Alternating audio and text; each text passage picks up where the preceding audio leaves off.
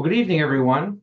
My name is John Holland. I'm a student success advisor with ICANN, and I want to thank you all for joining me this evening for tonight's ICANN's Facebook Live presentation. Now, tonight's presentation, obviously, is on freshman transitions. So we're going to talk a little bit about different things that high school freshmen, incoming high school freshmen would want to think about, not just tonight or not just this year, but hopefully over their whole high school career. Now, I do want to mention, before we get started, a couple things. I know there's some of you that are watching this live webinar, and you received an email to go ahead and register. You probably received a link to some materials, and we'll talk about that in just a moment. But I do want to mention that you won't be able to ask questions throughout the presentation. If you are watching this live on Facebook, or you're watching it as a webinar, you can type in questions in the comments, and I'll go ahead and look at those before I end the webinar at the end. Now, I also want to mention that tonight's presentation, along with all of our freshman presentations, is sponsored by the University of Iowa. So we do want to thank them for providing funding that makes this presentation possible. So the materials that I'm going to refer to a little bit this evening would be the freshman transition guide, as well as the freshman countdown to your future calendar. So these are what you received links to, again, if you signed up in advance for the webinar. If you do not have these materials, chances are that a high school counselor at the high school you go to may, but if not, you can always go to our website and download the materials. Now, our website address is icansucceed.org. You'll notice lots of good information at the top of our website. That's where it has the topics of the different kinds of information you can find. You can find information about career planning, college planning, financial aid and paying for college. Notice down in the middle, towards the bottom, it says events and presentations. That's where you'll find a calendar of upcoming events and presentations that we have to offer. You can schedule an appointment through our website if you want help with the FAFSA or some career guidance, things like that. And then in the lower left-hand corner, it says quick links. Now, if that were extended out, that's where you would find our material zone. And in our material zone, that's where you can go in there. You could find the freshman transition guide as well as calendars, but you can also find lots of other information that you can download and print out as you go through your high school years. So please be sure to check out our website. Again, the address is icansucceed.org. So these are the things that I want to talk to you a little bit about this evening. We're going to talk about, obviously, high school, but I want students to kind of think about what does their future look like? It is important to set goals for a student's future, to try to think about what the next 5 to 10 years would look like. But hopefully students don't just set those goals, but they also really take the time to consider, okay, I have this goal of what I want to do. What do I need to do now in high school to make that happen? Or even after high school to make that happen? I would urge students to try to think of high school as kind of a fresh start.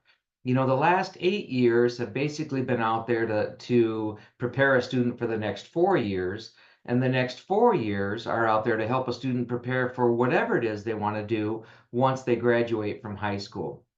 So regardless of what kind of grades a student got over the years, regardless of what they were involved in or weren't involved in, high school is their opportunity for a fresh start. So I suggest that students try to explore all their different options that they could maybe go to once they graduate from high school. So let's talk a little bit about what a student's options are once they graduate. So students have several kinds of options they could pursue. They could graduate from high school and they could go to work full-time. They could get a full-time job and start earning some money. They could go into a career technical program. Maybe they want to go to a cosmetology school, for example, or a truck driving school, very hands-on type programs. They could get some training in an apprenticeship or the military. Apprenticeship, we'll talk more in detail here in just a few minutes, but an apprenticeship is kind of like on-the-job training, where students kind of earn as they learn, and they would learn the skills they need to go into that field that they're apprenticeshipping in. And then also there would be some education that goes along with that. Now, the military is also an option. And sometimes maybe if a student wants to go on to college or university, the military might have some good opportunities to help cover some of the costs for that. And then there's also a 2 or 4 year college or university. So for the most part, these are what the options are when a student graduates from high school. Now, if a student has not started considering what it is they want to do once they leave high school, the beginning of their freshman year would be an excellent time to start at least considering that. So sometimes I go into classrooms and I talk to incoming freshmen at high schools, and we talk about why it's important to think about what it is they want to do once they graduate from high school. And I think that some students are looking at me, and some of them actually say it, and they think, I just started high school. Why do I need to worry about what I'm going to do 4 to 10 years from now? I'm more worried about what I'm going to do this next year. Well, it is important to plan, and I always ask students when I talk in groups, how many of them know people that work? And they look at me like it's kind of a trick question, and it's not a trick question. We all know people that work. Their parents, some of their parents work, relatives work. They know people in the community that work. So we all know people that work. But then I ask students, how many of them know people that seem to love the career that they're in? And and the hands that I see in a group when I talk to students, there aren't very many hands that come up when I ask them how many of them know people that seem to love their jobs. But then when I ask students how many of you know people that seem to hate their jobs, the hands come up a lot quicker. There's more hands that come up. Sometimes the students even start giggling just a little bit. And I think that's unfortunate. And I'll explain why here in just a moment. Let's look at an example of a picture of someone's timeline of their life. Now, obviously, we don't know how long we have to live, but here's an example of someone's life from birth up to around age retirement, which in this case is around 62 or so. Students starting high school are right at that red arrow. Notice it says a critical time in their life. So once they're done with high school, some students will go on to post-secondary education, whether that looks like the 2 or 4 year college or a career or technical program. Some might go to the military, some will join the workforce. But regardless of the option a student chooses when they graduate from high school, notice after that it says working, working, working. So I hate to break this to you students at the beginning of your high school years, but for the most part, you'll be working about 40 years over your lifetime. 40 years. Now, could you imagine going into a career where you absolutely hated going to that job day after day, year after year, decade after decade for 40 years? To me, that's one of the main reasons it's important to kind of plan ahead and figure out what it is you want to do for a career. So there are some things that students can do in high school to explore these careers so that they're not one of the people that end up hating the job that they're in. The first thing we're going to talk about is something called career assessments. Now, career assessments are kind of I don't like to use the word test, but it kind of comes across that way. It comes across as a test, we'll call it an assessment that asks the students a series of questions. It asks them things like, on a scale of 1 to 5, how would you like to build kitchen cabinets for a career? For example, 5, I'd like to do it every day. 1, no thanks. And they ask all these questions of the student, and when the assessment is over, then they come up with the student's profile. And they say, based on your answers to these questions, here's some different careers that seem to fit your profile. Students can then explore those careers. They could find out, well, what would I be doing in that career? Would I be working with people? Would I be working by myself? What kind of education do I need to go into that career?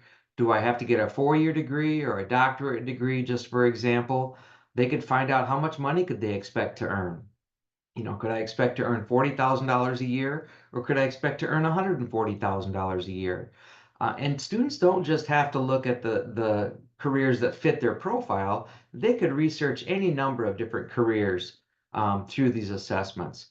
I suggest that students take these assessments at least once a year, and there's different assessments out there. We tend to like to use something called My ACT, and you can find more information on our website, but every high school has their own career assessment they like to use as well. So try to think of this assessment as more of a tool that you can use as compared to something you just have to do. And you really can get lots of good information off of these.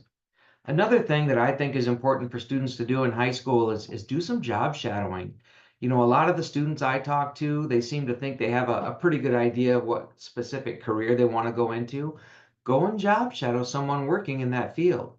Maybe it'll kind of solidify the fact that yes, that's really what you want to go into. Maybe it'll open your eyes a little bit and you'll say, wow, I didn't really know that's what they do all day in that career. Maybe I don't want to go into that field. So use your high school years to try to explore what's out there. Now, what I'm showing you on the screen are some kind of more, I guess, organized ways of doing a job shadow, but you don't have to use these websites. You could do a job shadow by talking to people in your community. Maybe you or your parents know someone that's working in a certain field you're interested in, or maybe someone in your high school knows someone. Maybe you have relatives that are working in the field, or maybe even your parents are working in the field that you're interested in. Go and talk to these people and ask them questions. What do you like about your job? What do you dislike about your job? You could ask them, how much education did you have to get, or what kind of training did you need to go into your career? So just to get an idea of what's out there. By the way, those assessments that I talked about, what they try to do through those questions is they try to figure out what are things the student is good at, what are things the student likes to do, and what are their values. And they relate that to those different careers. If you think about it, if we all had a career that we like to do, if we all had a career that we're good at, and if we all had a career that went along with our values, like, I don't know, making a lot of money, for example, then everybody would have it made. So just another tool that you can use as you are trying to explore these different career options. Unfortunately, finding a career is not as easy as doing an assessment and and then doing a job shadow and boom, you know exactly what it is you want to do. And sometimes that happens, but for the most part, it's kind of an ongoing process. As students experience life through their classes they're taking, through their involvement outside of the classroom, maybe through working, sometimes students work part-time while they're in high school. Try to figure out what is it I'm good at, what do I like to do, and how can I relate that to a career? By the way, I'm not trying to suggest that every student would know exactly what it is they want to do by the time they leave high school, but by doing some of these things, hopefully it'll give them a little bit of guidance towards different areas of careers that they might have an interest in.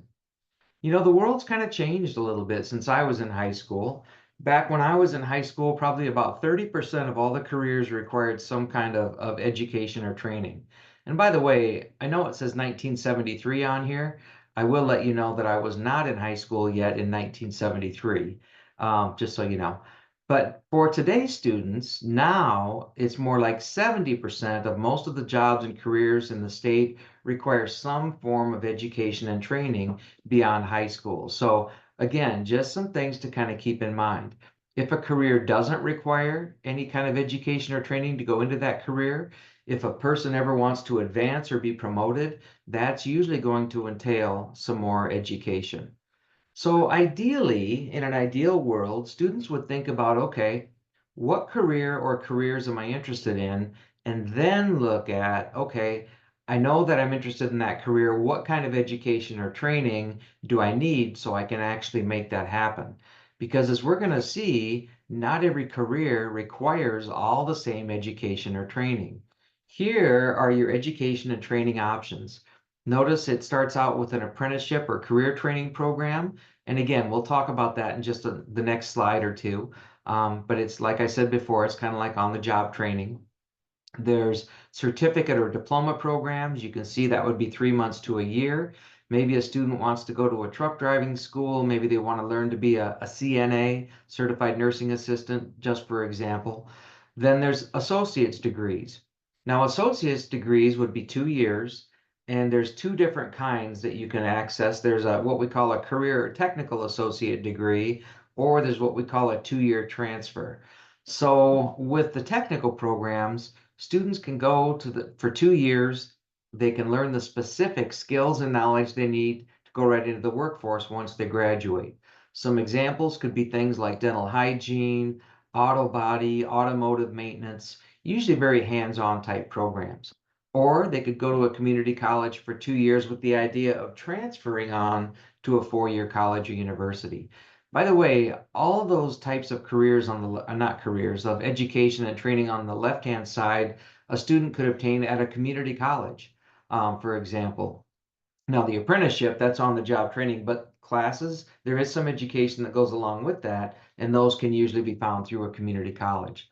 On your right-hand side, we've got bachelor's degrees, master's degrees, doctorate degrees, and then there's also the military. So what I suggest to students is that they don't get stuck in their head that they're not getting an education unless they get that 4-year degree, because not every person needs to get that 4-year degree to go into every career. So just kind of keep your options open and be aware that you have all different kinds of education and training options. So let's talk a little bit more about these apprenticeships. So this basically says that getting an education is essential, but getting the 4-year degree is not necessarily the route that everybody has to take. So right now in the state of Iowa, as well as across the country, there's a very high demand for people going into what we call the skilled trades area. And these are different kinds of careers that, for the most part, do not require a 4-year degree. So some examples of different careers and employment options are what I'm showing you on the screen right now. Now, I don't pretend to know everything about all these different careers. I certainly don't, but I do know that for the most part, you don't have to have a 4-year bachelor's degree to go into these different areas. I can also tell you that I've learned that most of these areas are fairly high paying careers to go into with good benefits as well. So sometimes people do want to get a 4-year degree, sometimes they don't. So I want you to know that there's options for everybody out there as far as education and training goes. Now, another thing that students can do in high school to do some more research on careers is attend what we call our college and career fair. Now, this is actually coming up if you're watching this live on Facebook or as a webinar. It's coming up in just a little bit less than a month. It's September 22nd. It's on a Sunday afternoon down by Adventureland, and it's free. This is where we'll have probably over 100 colleges and universities there that students can browse around and ask questions of, but there'll also be people there representing various careers and apprenticeship programs. And regardless of the student's grade level in high school, this is a good opportunity just to gather more information. And there's more information about this on our website as well, or through your high school counselor. I also want to briefly mention something coming up in October. It's our second year offering this, and it's a military career fair. So if you want more information specifically about the military, we'll have most all the branches represented at this military career fair, and it's in Hiawatha at our Hiawatha location. And again, more information on our website. So let's talk a little bit about some things that students should do ideally to prepare academically while they're in high school. Hopefully, students have prepared a 4-year plan with their counselor. And this 4-year plan, the 4-year plan as far as high school goes, does a couple things. One is it makes sure that the student is doing everything they need to do to graduate from high school. That's the most important thing they need to do first. But also, it can show kind of a plan of different things they might do over the next 4 years based on what their career goal is. Um, as far as taking different classes and electives, some classes are required, but certain electives might allow the student to do some more research to gain information about their career goal. So students are required in high school to take what we call core subject area classes. And then hopefully with their other electives, that's where they can do some more career exploration. Now, eventually, students might be able to take classes in high school where they can actually get college credit for those classes. Now, if a student is ready, and keep in contact with your counselor at the high school, if a student is ready, I suggest they take advantage of taking at least a few college level classes while they're in high school. And for the most part, you might be looking at your sophomore through your senior year. Now, this chart shows you, and all this information is in your freshman transition guide, by the way, but this chart shows you what might be required of a student in order to graduate from high school. Notice for the most part, it says 3 to 4 years of what we call those core subject area classes.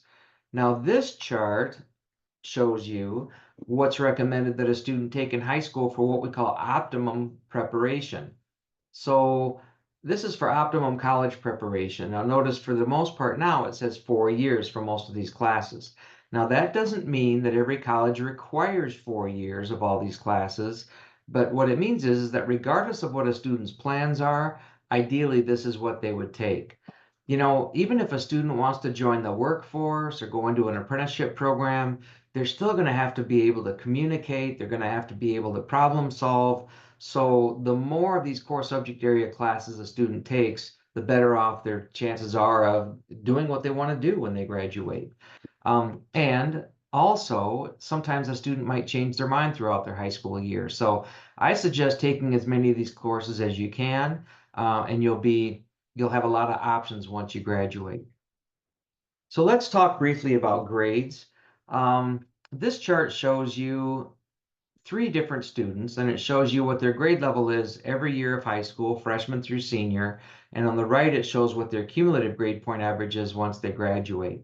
So for those of you that aren't familiar with GPA or grade point average, an A equals 4.0, a B is 3.0, a C is 2.0, a D is 1.0, and you kind of get the picture.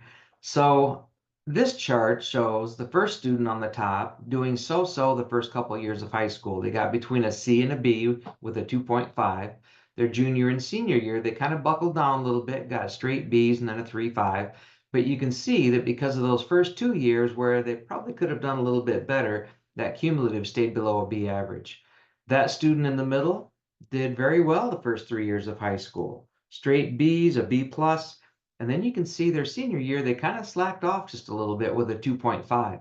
And you can see that even though they did very well the first 3 years, because of that one senior year where they could have done better, their cumulative dropped below a B average. That student on the bottom did very well. All 4 years of high school, 3.5, 3.75 straight A's.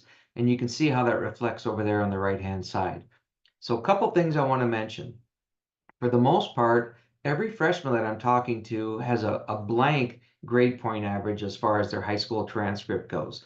So every student has the opportunity to have a grade transcript looking like the bottom student on the screen. And if you do, you might have a lot more options. You might have colleges contacting you and maybe saying, hey, we've seen what you did in high school academically. We'd love to have you visit our campus. And based on those grades, maybe we'll offer you several $1,000s in the form of scholarship money to help offset the cost of education. So you do want to do the very best that you can every year of high school, not just your senior year, not just the last 2 years. Every year's grades are important. So let's talk about another aspect of high school, and that's getting involved in things outside of the classroom. So it is important to be involved outside of the classroom because if you go on to a 4-year college, for example, they're going to look at your grades and your test scores, but some colleges will put a lot of weight on this right here, and that's being involved outside of the classroom, whether that involves sports, different clubs, organizations, speech, for example, drama, maybe holding some leadership roles in these clubs and organizations, president, vice president, doing some volunteer hours. And the good thing is, being involved is not only important because you like to do it and it gives you things to do, but actually there's many skills that you can learn by being involved, whether it's leadership skills, being a part of a team, and actually, if you go into the workforce and apply for jobs, they like to see this involvement as well. It shows that you might have interpersonal abilities, looking people in the eye when you shake their hand, those different kinds of things. So, yes, the classroom is important, but being involved outside of the classroom can be just as important. And if you end up going on to college, sometimes your involvement will equal scholarship money. There's people out there and organizations out there that will actually pay you based on your involvement outside of the classroom. So get those good grades, take the variety of classes, but also think about being involved in things outside of the classroom. Now, this last topic I'm going to talk about, I'm going to talk very briefly. My coworkers would probably tell you I've never talked briefly when it comes to financial aid and paying for college. However, tonight I'm really going to spare you. The reason I want to tell you about this as an incoming freshman and a freshman's parents are because sometimes we look at the cost of education and it's kind of scary.